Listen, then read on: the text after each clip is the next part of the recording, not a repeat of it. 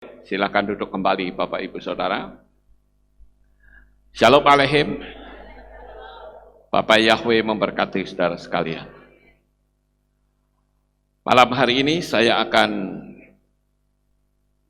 menyampaikan satu pertanyaan, ya, jadi saya tidak khotbah seperti biasa, tetapi saya akan menjawab setiap pertanyaan-pertanyaan dari apa yang sudah saya sampaikan, dan saya berharap hal ini bisa kita pahami, dan jikalau saudara ada sesuatu, saudara bisa mengerti. Kita akan mulai saja Bapak Ibu, pertanyaan-pertanyaan yang saya rasa cukup penting. Wah, itu tulisannya terlalu kecil ya. Pertanyaan pertama, pertanyaannya begini, saudara. Shalom Pak Lukas, selamat malam.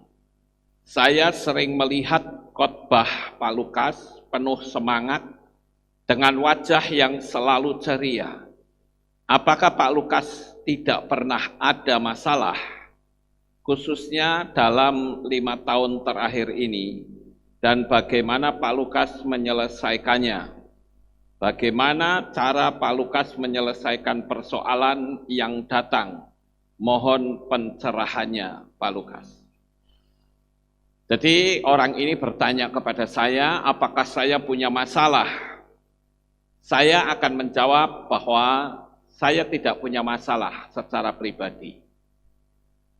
Jadi kalau ditanya masalahnya apa, saya bingung, karena saya memang tidak punya masalah, saudara. Tiap-tiap hari yang ada di pikiran saya itu adalah bagaimana saya menyiapkan materi untuk saya bagikan kepada jemaat. Saya hanya minta hikmat dari Bapak Yahweh setiap saat. Itulah masalah saya. Di luar itu enggak ada, saudara-saudara. Tetapi saya juga ingin memberikan nasihat agar supaya saudara sekalian jangan takut dengan beban berat atau masalah. Semakin berat bebanmu, semakin besar berkatmu, semakin indah kesaksianmu. Jadi hadapi saja dengan enjoy, dengan penuh kepercayaan, kalau Bapak Yahweh pasti tolong.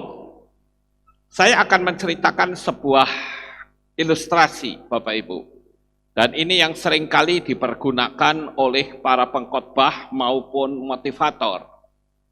Yaitu kisah tentang seorang pendaki gunung di Himalaya. Pada waktu itu mereka ada 3 orang.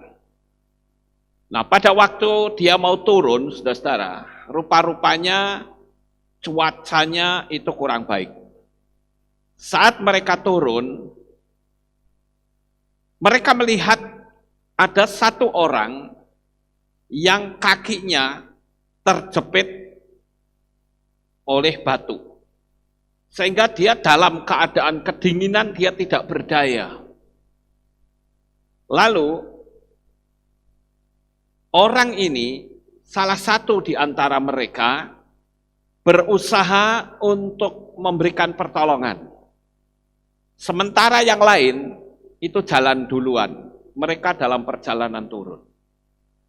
1 orang ini berusaha untuk mengangkat batu yang menjepit kaki dari pendaki yang lain, sekalipun mereka tidak kenal. Dan apa yang terjadi Bapak Ibu? Dengan bersusah payah akhirnya orang yang kejepit kakinya itu bisa tertolong. Tapi kali ini dia tidak bisa jalan sendiri karena kakinya sakit. Lalu yang dia lakukan, orang tersebut digendong Bapak Ibu, dipanggul di belakang. Sambil dia berjalan pelan-pelan, sangat pelan sekali. Dengan beban yang begitu berat, dia berusaha untuk terus turun sampai ke kaki gunung tersebut. Dan begitu sampai di kaki gunung, di base camp di bawah, dia terkejut karena teman-temannya itu belum sampai, saudara-saudara. Lu kok belum sampai? Padahal mereka sudah mendahului. Dan ternyata mendapatkan berita bahwa teman-temannya ini mati kedinginan. Sementara yang membawa beban, dia nggak mati, saudara-saudara. Kenapa? Karena dengan membawa beban, itu kan badannya jadi panas. Apalagi kalau dipeluk begitu ya, badannya panas. Sehingga sampai di bawah, itu selamat. Bapak Ibu Saudara, ini menjadi sebuah gambaran bahwa sebetulnya beban berat, tantangan, problem, dan masalah yang menimpa kita itu tidak akan bisa menghancurkan kita. Selama kita punya keyakinan betul bahwa ada Bapa Yahweh yang memberikan pertolongan atas kita. Oleh karena itu, seberapa banyak coba di antara kita yang ketika menghadapi beban atau problem, dia cenderung untuk stres, dia tidak berdaya, dan dia katakan, kenapa hal ini bisa terjadi atas diri saya? Kenapa Tuhan izinkan? Nah, seperti jawaban yang saya berikan, saudara-saudara, saya katakan jangan takut dengan beban yang berat. Semakin berat bebanmu, semakin besar berkatmu. Artinya apa? Artinya problem dan masalah yang kita hadapi itu adalah merupakan berkat yang menyamar. Asal yang penting kita jangan bikin masalah. Masalah boleh datang, tapi jangan kita yang bikin masalah. Dan tentu saja, semakin besar tantangan yang kita hadapi, maka semakin indah kesaksian kita saat semuanya selesai. Amin. Kalau saudara mendengar kesaksian dari seseorang yang mengalami beban yang sedemikian hebat beratnya, dengan orang cuman bersaksi, saya sakit kepala dan Tuhan tolong. Itu menarik mana kira-kira, saudara-saudara? Menarik yang beban berat. Karena disitulah kita bisa melihat bagaimana dahsyatnya kasih dari Bapa Yahweh. Betapa dahsyatnya Tuhan kita ketika kita diberikan pertolongan oleh Tuhan. Jadi, saya perlu katakan kita tidak perlu khawatir. Kita tidak perlu takut. Kita tidak perlu bersungut-sungut atau stres. Tetapi ingatlah, setiap tekanan yang ada, tantangan yang ada, disitulah kesempatan untuk kita mengandalkan kekuatan dari Bapa Yahweh dengan sepenuh hati. Dan sekali lagi saya katakan, mungkin ada di antara kita yang saat ini punya beban berat, atau barangkali Bapak Ibu Saudara yang ada di belahan dunia manapun yang saat ini sedang mengikuti streaming dari saya. Saya katakan jangan takut, karena besar beban, tantangan hidup yang kau hadapi, maka semakin besar berkat dan mujizat yang akan engkau terima. Dan saudara akan melihat dan bersukacita. Karena apa? Karena saudara di belakang nanti akan tertawa dengan penuh sukacita. Karena kemenangan ada dan menjadi milik saudara. Kemudian sekarang kita akan melihat pertanyaan yang kedua. Pertanyaan ini dari Rosianta Purba. Tadi namanya saya hapus karena itu WhatsApp kepada saya. Kalau ini saya bacakan karena dia ada di komen video saya. yang kemarin. Nah, saya akan bacakan pertanyaannya. Tapi Pak, kalau kita ya yang sudah mengalami kena santet, tapi kalau kita tidak iri sama siapapun, kok kita bisa kena? Gimana itu Pak? Mohon Pak komen saya dijawab. Jadi ceritanya ini Ibu Rosianta Purba ini nanya, saudara, kalau orang yang tidak pernah berbuat jahat kok bisa disantet? Ya, itu kenapa? Padahal dia juga enggak pernah iri hati kepada orang lain, kok bisa disantet? Saya katakan bisa saja. Tiap hari orang pun bisa ngutukin kita. Ya, kita tidak iri, tetapi orang lain yang iri kepada kita. Lalu mungkin kita akan bertanya, ciri khas orang yang iri sama kita itu yang bagaimana ya Pak? Itu gampang mendeteksinya, saudara-saudara. Kalau ada orang yang terang-terangan di belakang saudara itu jelek-jelekin saudara, ya, ngasih tahu teman-teman saudara gitu ya, tahu nggak si A ini begini-begini. Nah itu sudah jelas, itu orang yang iri. Mulutnya itu selalu nyinyir. Kalau saya tidak suka dengan si A, saya akan ngomong terus di mana-mana kepada teman siapapun yang diomongin si A. Itu nyinyir, mulut yang nyinyir seperti itu adalah orang yang iri. Ya, oleh karena itu saya jawab bisa saja, tetapi bukan berarti kita tidak bisa menangkalnya. Saya sudah memberikan motivasi untuk saudara sekalian. Ketika kita dihina, dinyinyirin orang, maka kita balas dendam dengan menunjukkan kesuksesan kita. Amin. Itu balas dendam yang elegan, yang bagus, saudara-saudara. Jangan balas dendam lalu membunuh. Nah, itu yang salah. Nah, oleh karena itu kita kenapa harus mengembalikan santet orang-orang yang seperti itu kalau dia sudah menggunakan yang kemarin saya ceritakan sampai ekonominya dibikin habis, yaitu berarti sudah akan mematikan saudara maupun keluarga. Nah itu yang harus kita lakukan, peperangan roh, Bapak Ibu.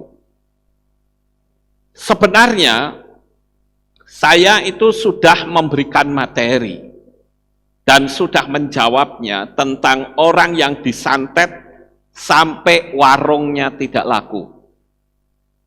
Lalu kenapa Yesua kok memberi kita kuasa untuk melawan kuasa-kuasa kegelapan atau setan-setan? Seperti kita lihat di dalam kitab Matius pasal 10 ayat yang pertama. Yesua katakan bahwa dia memanggil 12 muridnya dan memberi kuasa untuk mengusir setan. Kenapa? Karena kita itu ibarat seperti domba di tengah-tengah serigala. Seperti gambar yang saya tunjukkan ini, saudara-saudara. Domba itu kan tidak punya senjata. Domba itu kan kalau melawan serigala tidak mungkin menang, saudara-saudara. Tetapi domba itu diberikan senjata. Sama seperti kita. Kita hidup di dunia ini itu ibarat seperti di tengah-tengah serigala. Orang-orang kalau nggak suka sama kita, dia bisa menyerang kita, mematikan usaha kita. Oleh karena itu, kita diberi perlengkapan oleh Tuhan untuk menghadapi serangan-serangan setan. Jadi kalau kita tidak memberikan perlawanan, ya kita sendiri yang akan rugi. Wong Tuhan sudah kasih kok, sudah kasih senjatanya kok. Kita tidak pergunakan, ya salah kita sendiri. Ya, itu jawaban saya.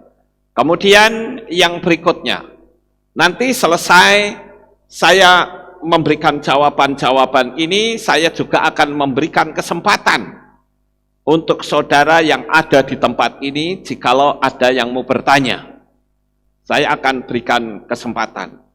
Barangkali saudara-saudara yang ada yang mengikuti streaming, juga kalau ada yang mau bertanya, saya juga kasih kesempatan.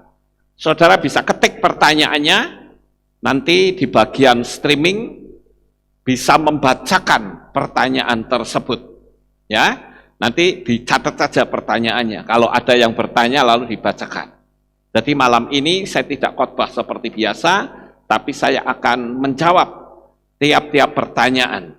Sehingga kita bisa ngerti di dalam menjalani kehidupan kita sehari-hari. Kemudian kita lanjut. Ya, ini ya. Ini dari KTV aja. Dari KTV aja. Jawab pertanyaannya, Shalom Pak Lukas Sutrisno. Memang sekarang masih kondisi COVID. Semua dagang sepi, kita harus sabar juga, mau gimana lagi. Kalau saya berdoa aja sama Bapak Yahweh, sudah berkati, haleluya, amin. Nah kebanyakan Bapak Ibu, orang yang jualan sekarang, itu seringkali mengeluh dengan kata sepi. Memang suatu fakta, tidak bisa dipungkiri bahwa kita melihat perdagangan itu mengalami kelesuan. Namun demikian bukan berarti lalu kita bersungut-sungut, kita marah, lalu kita malah mundur dari Tuhan. Itu jangan sampai, ya. Buatlah sebuah pertanyaan. Kalau sepi, terus mau apa? Ya percaya saja kalau Bapak Yahweh itu selalu memelihara hidup kita. Kita memang bisa saja kena dampaknya. Tapi kita selalu berada dalam perlindungannya yang ajaib. Kita harus percaya kalau kasihnya itu tidak bisa diintervensi oleh keadaan. Amin, Bapak Ibu. Sampai hari ini saya meyakini bahwa Bapak Yahweh akan terus menjaga dan melindungi kehidupan saya bersama dengan keluarga dan bersama dengan jemaat Kehilat Aleph Tau, yang tentunya juga doa saya untuk para subscriber yang saya kasihi. Jadi ngapain kita panik? Positive thinking aja, berpikirlah hal-hal yang positif, saudara. Apakah dengan kondisi dan keadaan yang seperti ini, saudara bingung juga mau ngapain? Saudara mau apa? Coba. Mau meninggalkan bumi ini, pergi kemana? Ya kan? Nah ini yang harus kita ketahui. Kemudian pertanyaan berikutnya datang dari Rosianta Purba. Pertanyaannya demikian, Pak, kalau benda yang ditaruh di rumah tangga orang lain, seperti yang terjadi di rumah tangga adik saya, mereka sering berantem. Apakah barang yang ditaruh di atas genteng atau di depan rumahnya yang tak kelihatan bisa diketahui Bapak enggak? Tolong kasih tahu Pak caranya bagaimana kami kami FTNG ke Bapak di mana, datang ke Bapak di mana alamatnya. gitu ya. Ya soalnya tulisannya FTNG. Ya. Ya, kalau saya perlu katakan begini, apabila di rumah saudara itu auranya tidak baik, saya di sini sengaja tunjukkan rumah, ya, ini rumahnya bagus loh saudara-saudara, tetapi aura dari rumah ini tidak baik, seperti bisa saja kayak ada hantunya, atau suasana nggak nyaman. Keluarga itu berantem terus, saudara-saudara. Nah, apa yang harus kita lakukan? Kalau memang itu berasal dari alam supranatural, sekali lagi, saya ini menyampaikan seperti ini, itu hanya menyangkut alam roh, ya. Kalau alam fisiknya, yaitu perlu ditangani secara psikologi. Yang saya maksud secara fisik itu artinya apa? Orang yang sama-sama keras, sama-sama mau menang sendiri. Nah, itu kan artinya apa? Artinya bukan bicara juga masalah alam roh. Kalau memang berantemnya itu akibat dari alam roh, itu bisa-bisa saja. Suasana di rumah itu sangat tidak nyaman. Jadi caranya adalah perlu rumah tersebut dikuduskan. Karena kita tidak tahu mau ditaruh di mana benda-benda itu. Benda-benda santet itu mau ditaruh di mana? Ada yang ditaruh di atap, ada yang ditaruh di pojokan rumah, yang kita tidak bisa mendeteksi. Sudah, nggak apa-apa.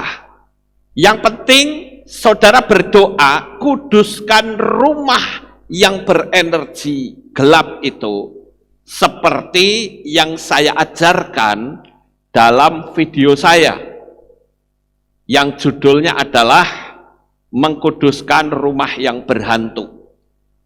Mau rumah yang berhantu atau yang disantet itu sama saja, karena ada energi gelap yang ditinggalkan di rumah itu. Atau mungkin kalau saudara punya uang yang banyak dan melihat ada rumah-rumah yang berhantu, ya saudara bikin aja bisnis rumah berhantu. Saudara beli rumah-rumah yang berhantu itu dengan harga murah, bukan? Karena dia nggak laku. Ya, dia nggak laku, dibeli saja, tentu harganya sangat murah. Nah, setelah itu hantunya disingkirkan, setannya disuruh pergi, auranya akan menjadi bagus, dan ketika rumahnya dibangun, harganya bisa berlipat kali ganda. Saudara, untung besar nggak? Untung besar. Nggak salah orang jual atau orang beli rumah berhantu, ya, karena orang sudah nggak mau lagi ninggalin. Kan ada orang yang mungkin dalam rumah itu tidak nyaman, sehingga bukan dia yang ngusir setan, dianya yang diusir oleh setan. Bisa nggak kejadian kayak begini? Bisa, dan banyak sekali Bapak Ibu. Saya ambil contoh rumah-rumah yang model kayak begini nih, ini ditinggal begitu saja. Kalau saudara lihat di Amerika sangat banyak sekali, rumahnya bagus-bagus, bahkan perabotannya kadang masih lengkap. Tapi ketika karena rumah itu berhantu, dia nggak ada yang berani tinggal.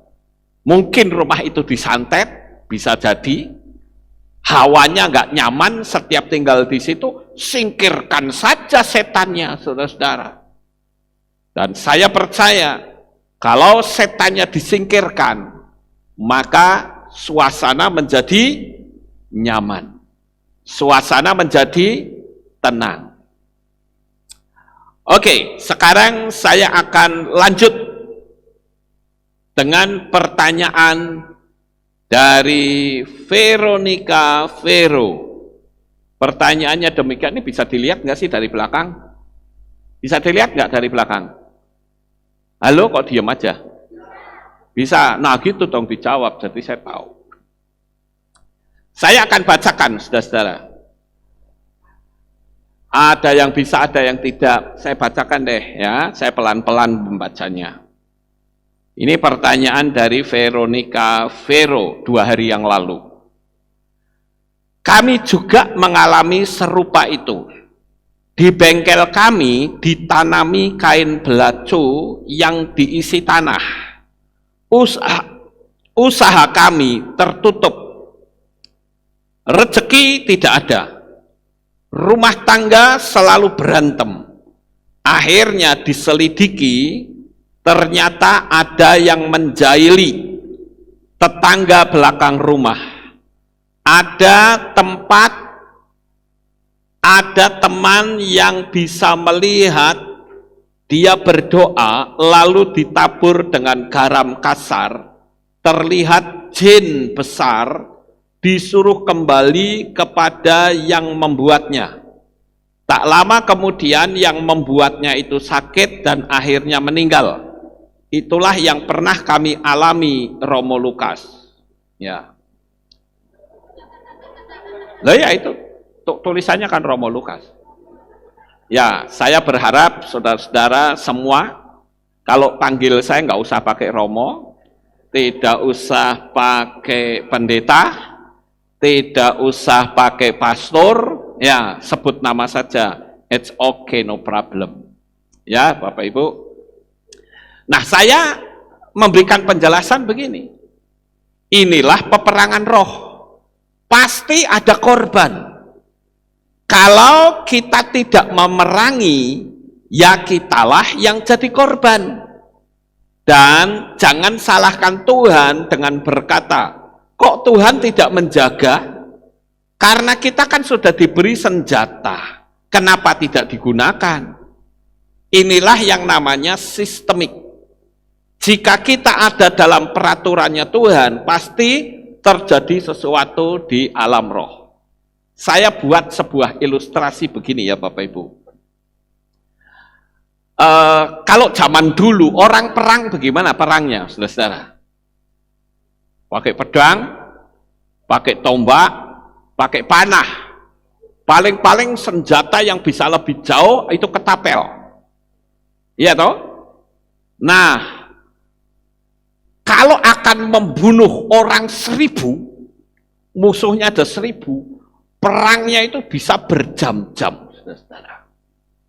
Yang kita lihat di dalam kitab suci kadangkala bisa seharian mereka perang.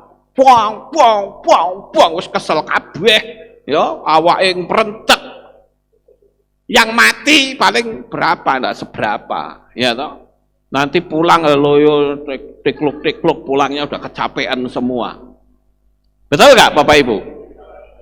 Tapi di zaman sekarang itu nggak begitu. Sekalipun itu musuhnya 1000, itu masih kecil. Musuhnya satu kota sisan yang ratusan ribu, itu hanya bisa dihadapi oleh satu orang. Kalau pakai nuklir, bagaimana saudara-saudara? Kalau pakai bom atom, bagaimana? Misalnya, saya diberi senjata ampuh, ya, bom atom misalnya, bomnya ada, perangkatnya ada, lalu saya disuruh menghadapi musuh. Tapi begitu saya melihat peralatannya, saya bingung, ini bagaimana ini cara menggunakannya? Kira-kira bomnya bisa dipakai? Enggak bisa, saudara. Paling-paling cuma nggo pajangan tok. Tapi juga itu berbahaya. Dengan berjalannya waktu bisa meledos sendiri, bukan? Jadi lebih baik kita pelajari cara-cara menggunakan bom tersebut. Sehingga ketika ada serangan dari musuh, katakanlah 500.000 orang, saya cuma ketawa aja. Lu 500.000, saya cuma 1. Udah siap, tinggal dipencet, boom, habis semua 500.000 mati, saudara. Musuh 1 orang. Itu sekarang. Tapi kalau kita tidak bisa menggunakannya, ya perang tradisional. Jangankan kok 500.000, 1 lawan 1 saja bisa jadi kita kalah. Karena mereka kuat. Betul ya saudara, ini analoginya. Nah, Bapak Yahweh itu sudah memberikan kemampuan kepada kita untuk menghadapi serangan lawan. Kalau saudara disantet, ya dikembalikan santetnya. Amin. Saudara disantet yang meneng wae. Ya, saudara akan kena. Karena konsep dari hukum santet menyantet itu hanya satu. Kamu dibunuh atau kamu membunuh. Tidak ada cara lain. Apalagi mereka pakai black magic. Kemudian Bapak Ibu, saya juga perlu memberitahukan, karena pernah ada yang bertanya begini. Apakah kita tidak salah jika kita mengembalikan santet orang dengan nama Yeshua? Bukankah Yeshua itu penuh kasih? Saya bilang, iya, Yeshua memang penuh kasih. Tetapi, Yeshua sudah memberikan kelengkapan kepada kita untuk menolak kekuatan lawan. Nah, kalau kita tidak memiliki senjata, kita sendiri yang akan hancur, Bapak Ibu. Saya ambil contoh misalnya seperti negara Israel. Negara Israel itu kecil. Paling mungkin ya sebesar Pulau Jawa ini kali. Kecil sekali negaranya, saudara. Tetapi kenapa sampai sekarang, bahkan dari dulu, negara Israel itu berusaha untuk dihapuskan dari muka bumi? Kok nggak mati-mati? Dia jago perang. Kenapa negaranya tetap eksis sampai hari ini? Karena di situ ada peran utama dari Bapak Yahweh. Torah juga mengajarkan kasih. Kalau diserang negaranya kita diem dengan dasar kasih, hancur nggak kira-kira? Hancur, saudara. Jadi kita mesti tahu penempatan kasih itu di mana. Saudara, memang diajarkan oleh iman kita itu untuk melakukan kasih. Itu mutlak, dan saya pun juga berkata, kita harus mengasihi. Tetapi sekarang kita tidak boleh lupa bahwa kita sedang berhadapan dengan santet. Selama ini orang berasumsi, berpikir kalau orang nyantet kita itu tidak tembus. Oh, memang betul, saudara. Tetapi ada kalanya kita bisa lengah. Ketika kita lengah itu macam-macam. Saat kita marah, itu alam roh terkoyak, itu lengah. Santet masuk atau tidak? Santet pasti masuk, Bapak Ibu. Jadi, kalau kita tidak mau mengembalikan santet, ya terima saja konsekuensinya. Ini jawaban saya. Seperti negara Israel. Kalau negara Israel itu tidak memiliki pertahanan diri yang kuat, sudah habis, saudara. Karena negaranya kecil. Tapi luar biasanya negara itu sampai memiliki peralatan yang namanya Iron Dome. Itu di rudal-rudalnya meledak atau balik sendiri. Itu pertahanan. Begitu juga Indonesia. Indonesia ini juga negara yang luar biasa. Yang tentunya akan membuat iri negara-negara lain untuk menjarah kekayaan Indonesia. Dan Indonesia dikenal dengan negara yang religius, beragama. Tetapi apakah dengan beragama itu lalu kita tidak memerangi jikalau ada musuh yang menyerang kita? Ya, itu namanya mati konyol, saudara-saudara. Yang pertama, apakah kita mau terima konsekuensinya saat disantet? Kalau tidak mau, ya harus dihadapi. Karena Tuhan sudah kasih senjata buat kita. Yang kedua, kenapa saya katakan harus menggunakan nama Yeshua, karena tidak ada kekuatan lain di atas muka bumi ini yang memiliki kekuatan lebih besar dari Yeshua. Tidak ada, Bapak Ibu. Oleh karena itu, untuk mengembalikan kekuatan santet, untuk menangkalnya, hanya dengan nama Yeshua. Nama itu ditakuti oleh setan. Jadi ini yang saya perlu sampaikan kepada saudara. Kemudian yang ketiga jawabannya, kalau tidak dihentikan, dia akan terus nyantet kita sampai kita benar-benar mati. Baik mati secara materi maupun mati secara fisik. Ayo sekarang saya mau tanya, jawab dengan jujur. Mau terima karena kita mengasihi, mau terima santet itu karena kita mau mengasihi, atau kita menolak? Menolak. Itu baru jawaban benar. Jangan karena hukumnya hukum kasih, lalu diapa-apain diam saja. Ada kalanya memang kita harus diam.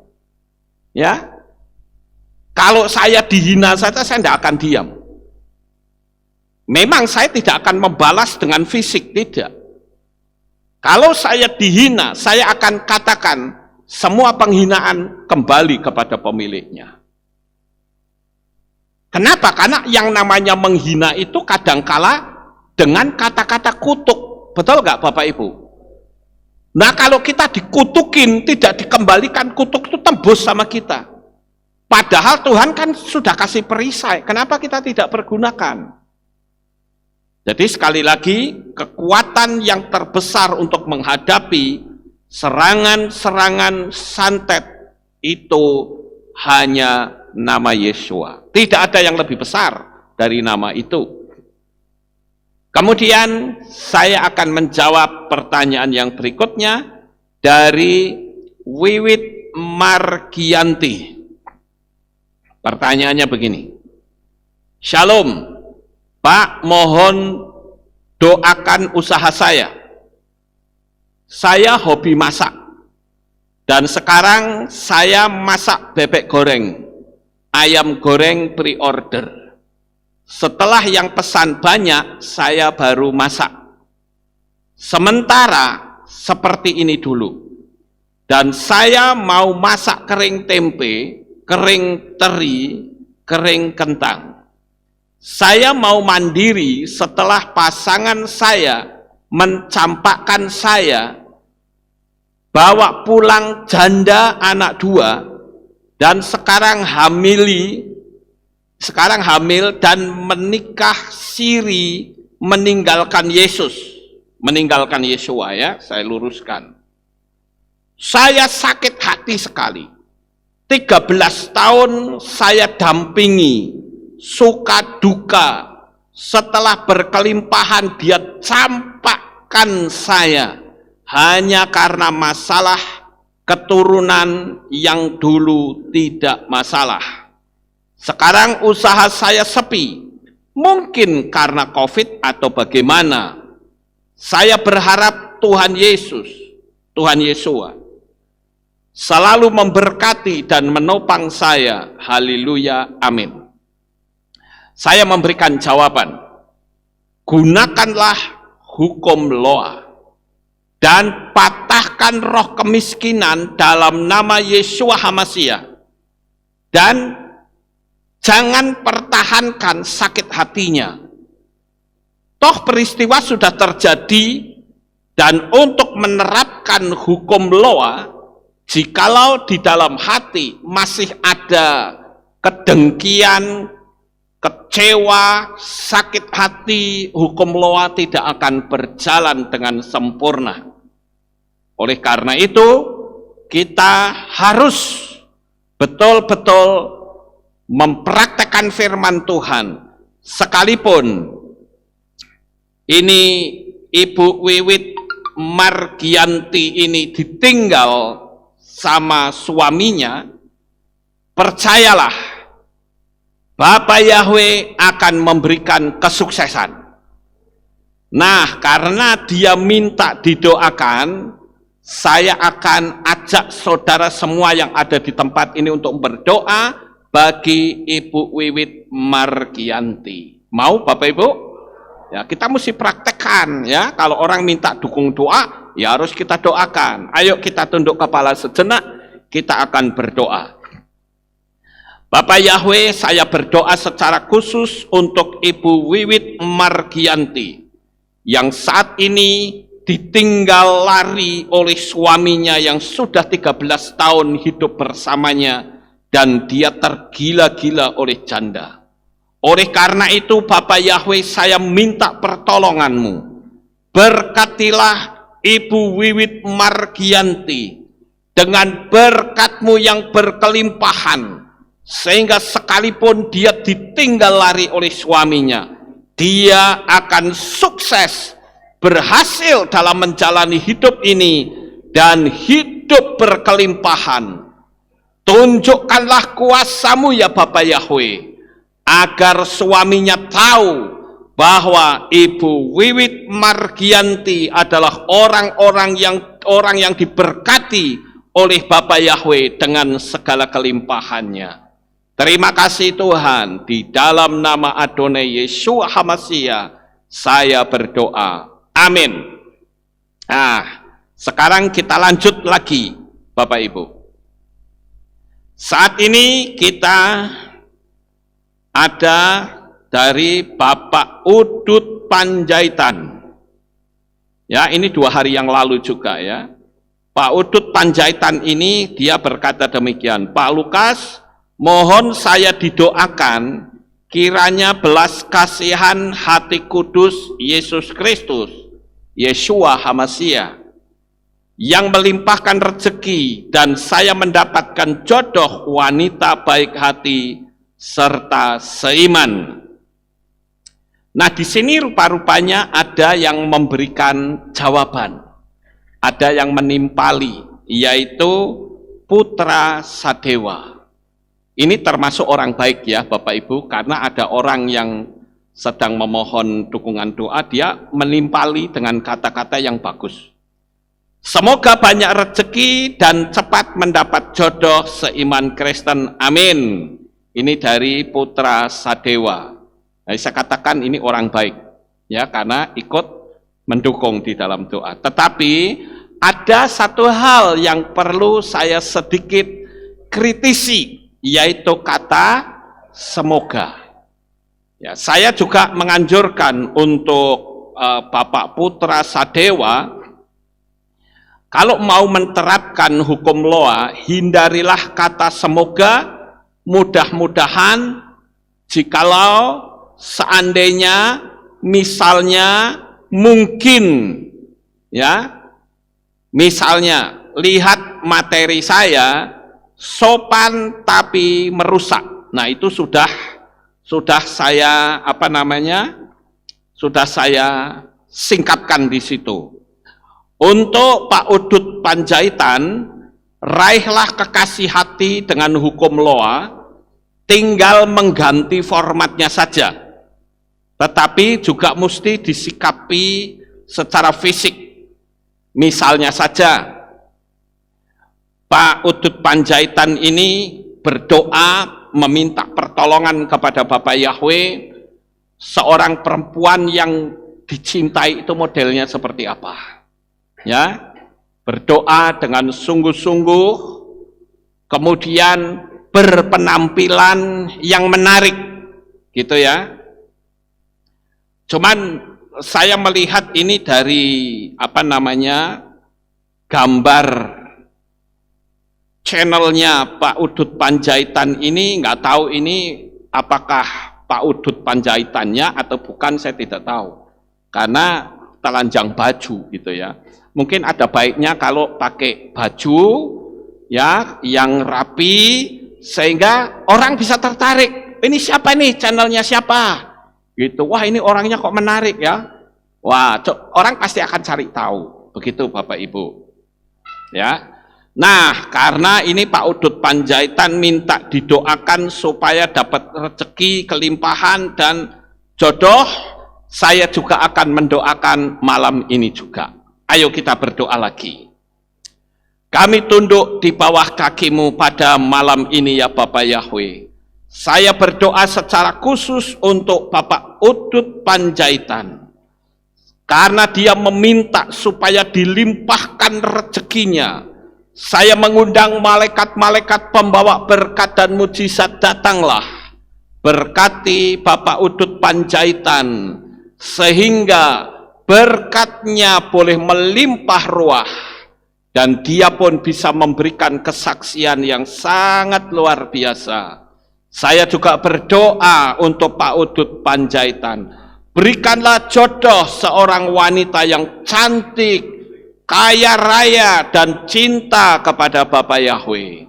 Saya serahkan sekali lagi Pak Udut Panjaitan dalam tanganmu. Tariklah melalui hukum sistemiknya Bapak Yahweh, agar Pak Udut Panjaitan bisa mendapatkan jodoh wanita yang luar biasa hebat, sehingga hidupnya boleh berbahagia. Terima kasih Bapak, sekali lagi berkati Pak Udut Panjaitan. Berkati juga untuk Bapak Putra Sadewa yang sudah memberikan masukan yang sangat bagus. Bapak Yahweh memberkati dengan limpahnya.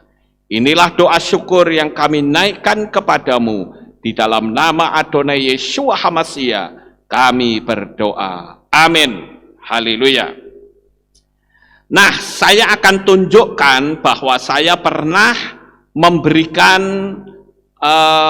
tema sopan tetapi merusak. Saya menganjurkan untuk Bapak Udut Panjaitan bisa menyaksikan materi saya ini, ya.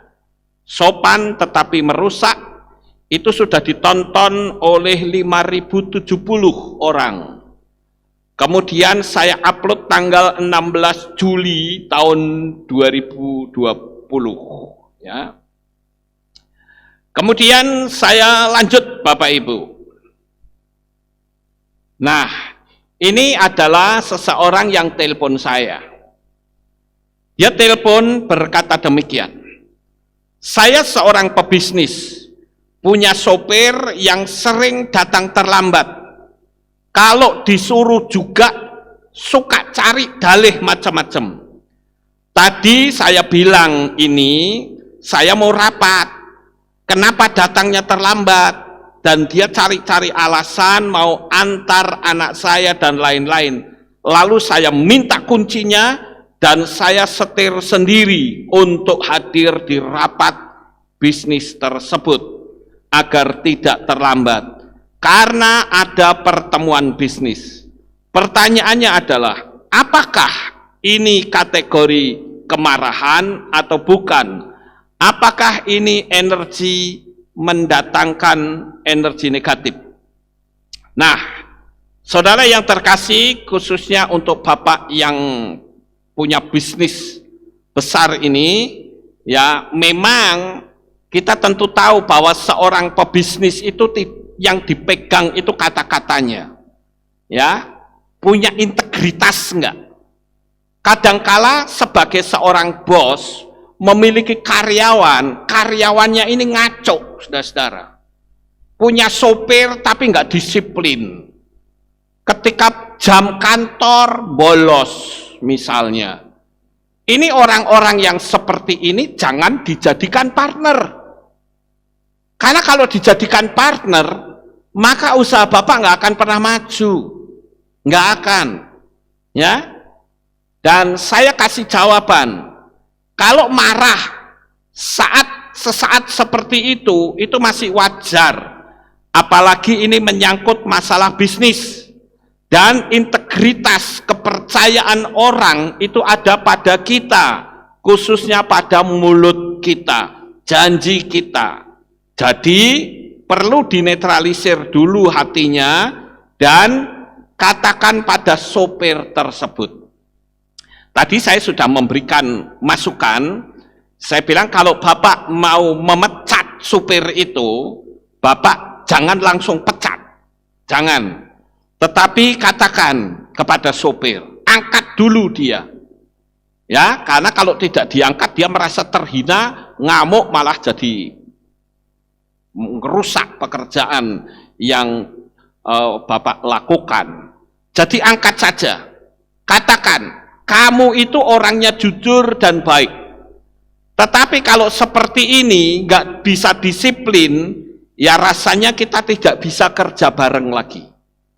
Jadi mau nggak kamu komitmen sebagai orang yang nurut saja sama saya?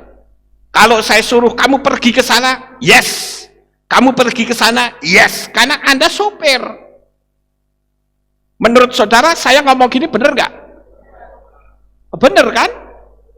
Tapi jangan langsung dipecat karena kamu bikin kesalahan tadi pagi, keluar. Jangan begitu. Ya, tetapi dikasih masukan terlebih dahulu. Katakan, Bapak itu orangnya baik, orangnya jujur, saya sangat suka. Tetapi kalau nggak disiplin, bisnis saya bisa berabe kalau begitu. Karena bisnis itu dibutuhkan ketepatan waktu. Makanya ada istilah time is money.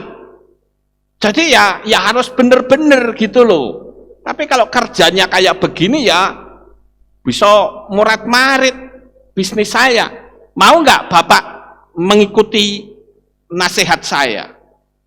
Kalau Bapak terlambat terus-terusan seperti ini ya, maaf saya nggak bisa kerja bareng. Sekalipun Bapak orangnya jujur dan baik.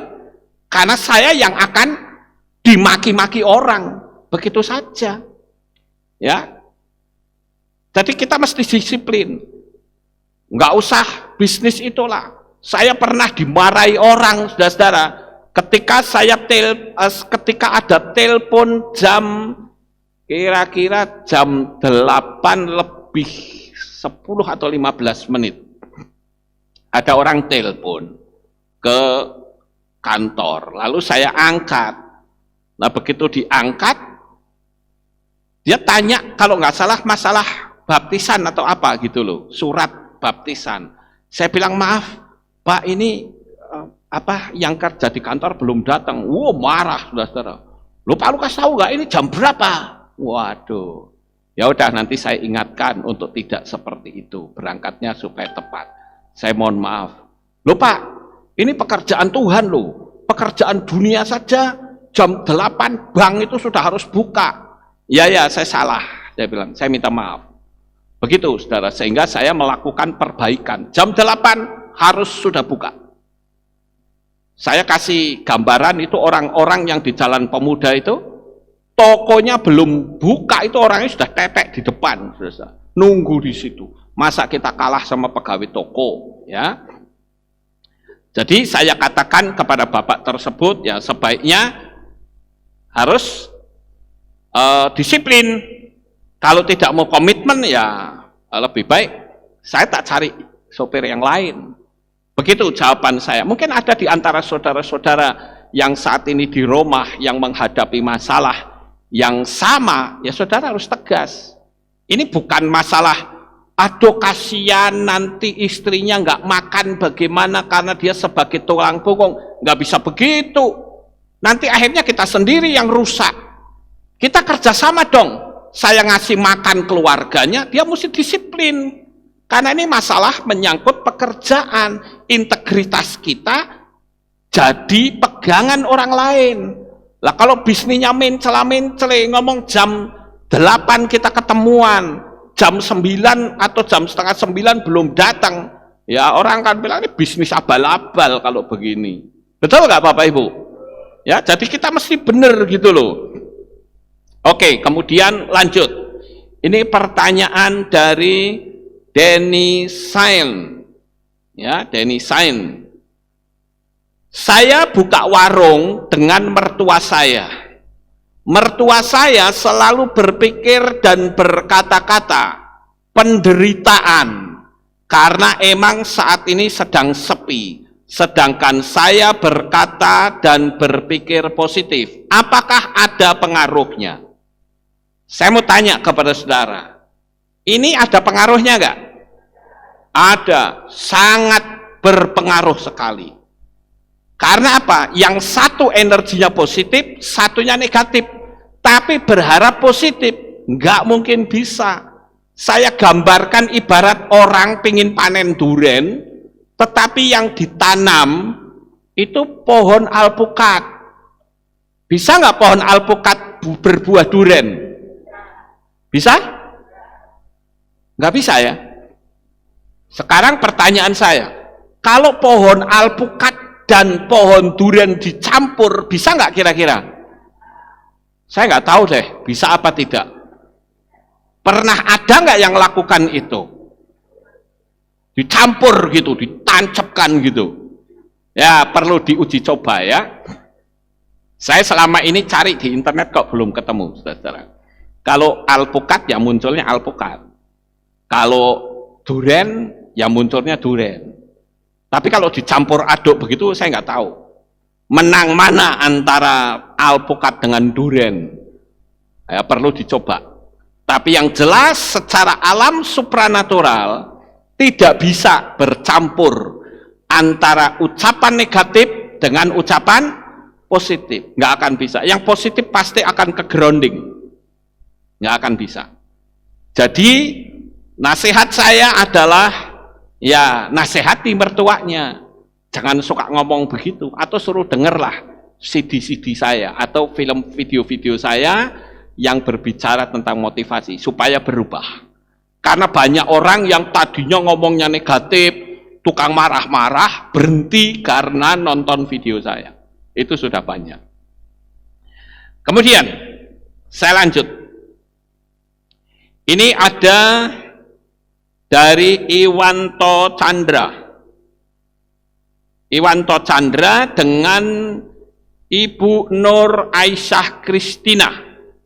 Wah, ini pertanyaannya sebetulnya sudah lama ya, 1 tahun yang lalu. Tapi saya memang tidak melihat komen-komen orang, ya, nggak lihat.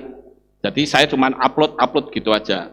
Kadang-kadang aja saya lihat. Tapi ini saya lihat ada pertanyaan yang sudah 1 tahun lalu, ya. Saya akan bacakan dulu dengan Iwanto Chandra dan Ibu Nur Aisyah Kristina. Pak Lukas, bagaimana pandangan Anda mengenai penerapan Feng Shui di rumah, warung, toko? Terima kasih, Pak. Nah, saya nggak akan jawab di sini, nggak akan jawab. Kenapa? Karena saya sudah memberikan jawaban, yaitu di materi saya yang berjudul Masih Percaya Mitos, itu saya unggah tanggal 18 Juli tahun 2020, jadi belum lama ya. Kemudian pertanyaan dari Ibu Nur Aisyah Kristina. Shalom Pak Lukas, bagaimana cara saya nak dapatkan minyak urapan? Ini kayaknya bukan orang Indonesia ya. Kalau ada nak, tak, itu biasanya orang Malaysia. Ya, ini orang Malaysia. Shalom Pak Lukas, bagaimana cara saya nak dapatkan minyak urapan? Nah, untuk hal ini juga saya sudah memberikan jawaban di tanggal 14 Oktober 2017. Ya, ini untuk jawaban dari Ibu Nur Aisyah Kristina. Itu sudah saya berikan jawaban di situ. Jadi bisa dilihat di materi saya. Kemudian yang berikutnya dari Sintawati. Selamat pagi Bapak Pendeta Lukas. Panggil saya Lukas saja. Saya mau tanya, mengapa ibadah Sabat 18 Juli tiba-tiba menghilang, tidak bisa tayang karena melanggar peraturan YouTube?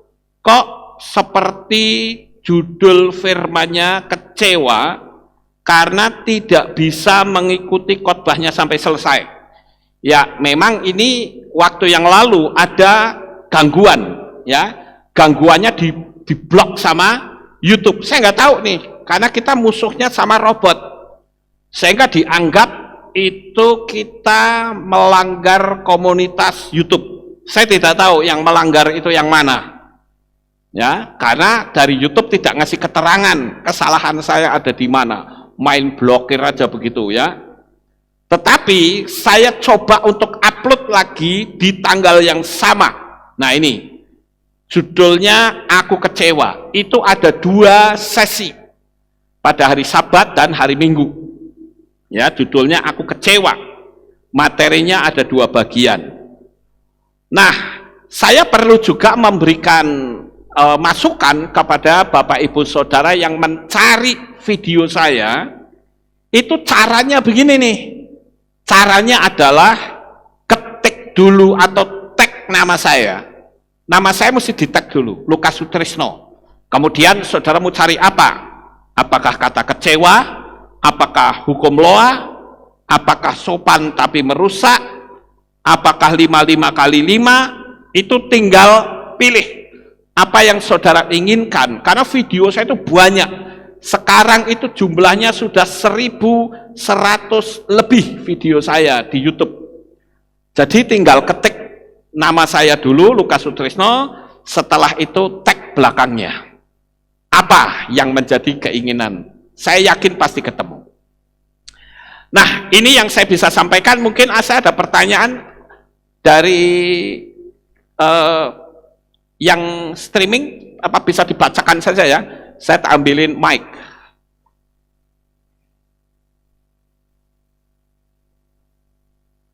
Ya, bisa dibacakan dari situ. Ya, tolong dibacakan apa yang ditanyakan.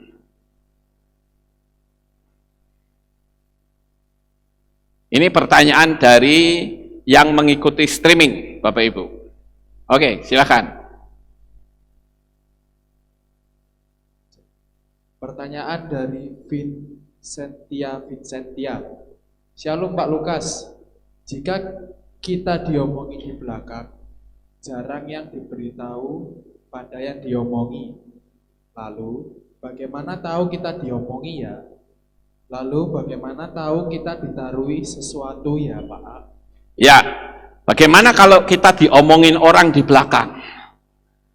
Kalau kita peka, kita bisa tahu. Saya seringkali ngalami begini, saudara-saudara. Saya masih enak-enak nyiapin khotbah atau saya sedang baca-baca, tiba-tiba perasaan saya tuh nggak nyaman banget. Ini saya yakin pasti ada orang yang sedang ngomongin saya. Nggak nyaman sekali. Lalu saya berdoa, Tuhan, ini saya rasa ada energi negatif yang sedang nyerang saya. Saya katakan dalam nama Tuhan Yesus HaMasiah, semua energi negatif yang menyerang saya kembali ke pemiliknya. Saudara tahu nggak? Beberapa hari kemudian ada orang yang kasih tahu sama saya, Pak Lukas tahu nggak? Si A itu loh kemarin kok ngomongin Pak Lukas begini. Kapan waktunya? Dia ucapkan persis sama seperti perasaan saya. Jadi bagaimana saya bisa tahu? Itu karena kita berlatih dengan kepekaan. Caranya banyak-banyaklah meditasi. Pasti kita akan peka. Nanti saudara akan peka benar. Ya, itu jawaban saya. Karena saya hanya punya kendaraan untuk masuk dalam kepekaan, yaitu meditasi. Lanjut. Lalu bagaimana tahu kita ditaruh sesuatu ya Pak? Tahu apa? Ditaruh sesuatu. Ditaruh sesuatu. Kita memang tidak tahu.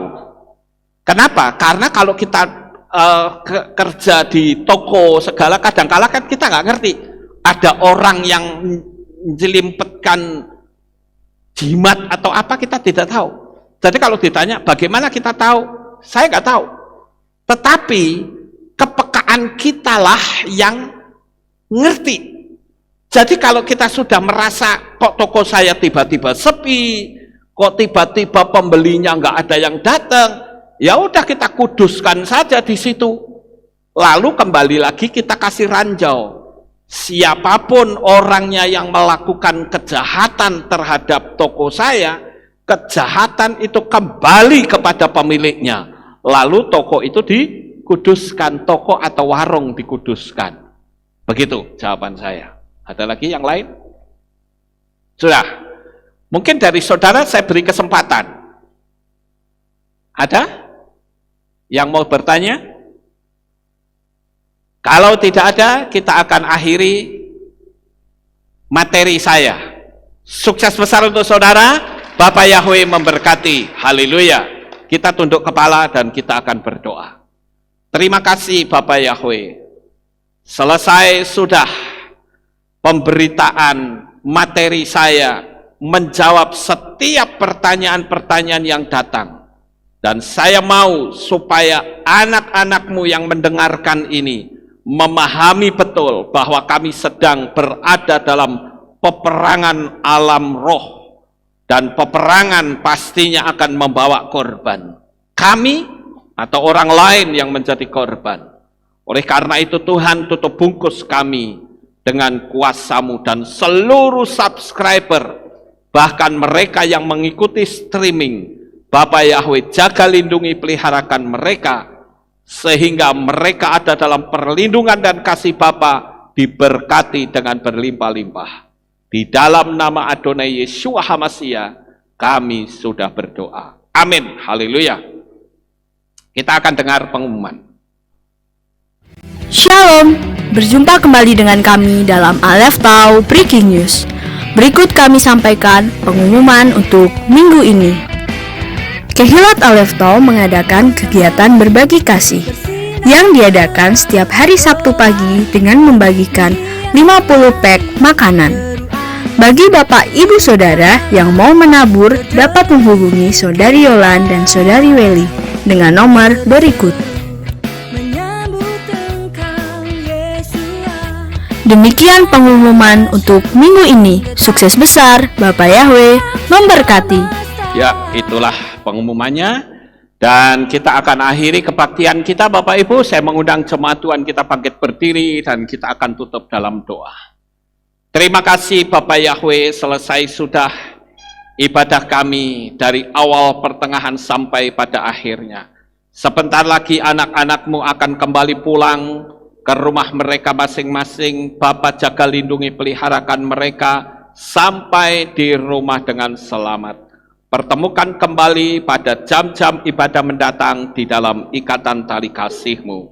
Terima kasih ya Tuhan, kami serahkan anak-anak-Mu lebih lanjut di dalam tangan-Mu. Dan inilah doa syukur yang kami naikkan kepadamu. Berkatilah juga para subscriber yang ada, yang sudah menyaksikan video kami. Dalam nama Adonai Yeshua HaMashiach, kami sudah berdoa. Mari kita angkat tangan kita, dan kita akan menerima berkat Kohanim. Haleluya. Yevarechecha Yahweh wa yismereka.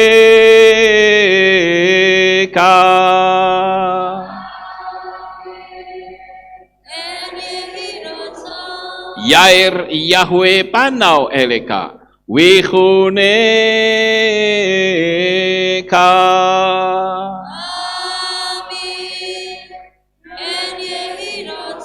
Yesa Yahweh panau eleka wa yashem lecha shalom.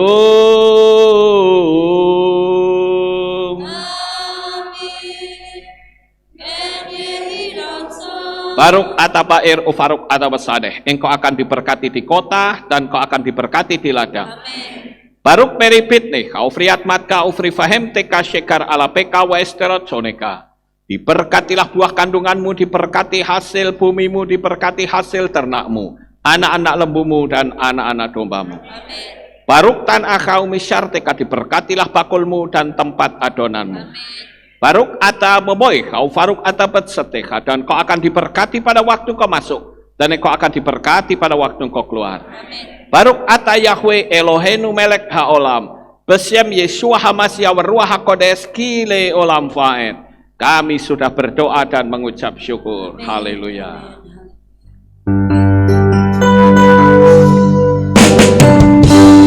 Yevarechecha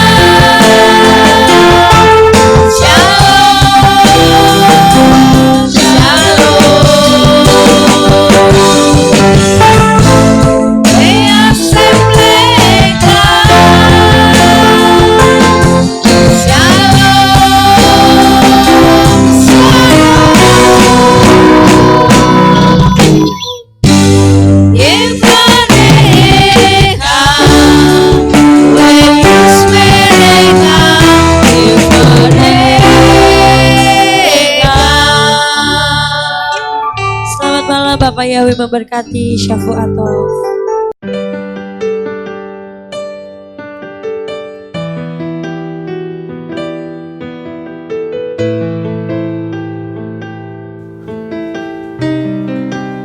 Segala pujian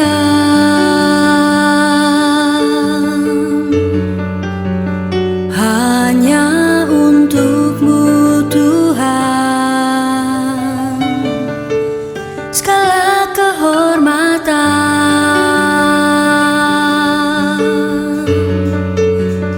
juga punya-Mu Tuhan.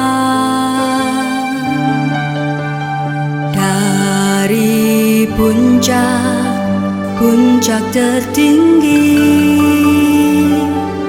sampai lembah terlandai, semua karya kasih cinta-Mu, sujud menyembah Sang Maha Pencipta.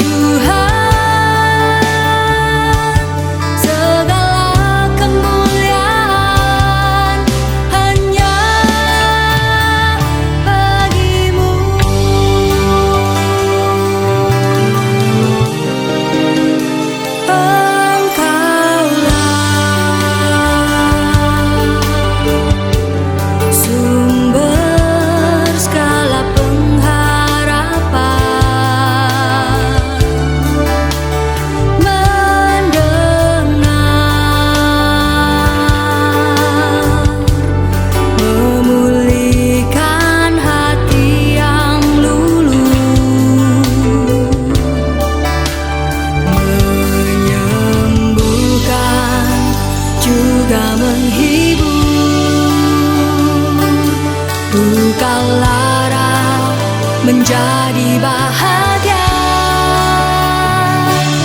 agar semua diberkatinya, sebab kita kesayangan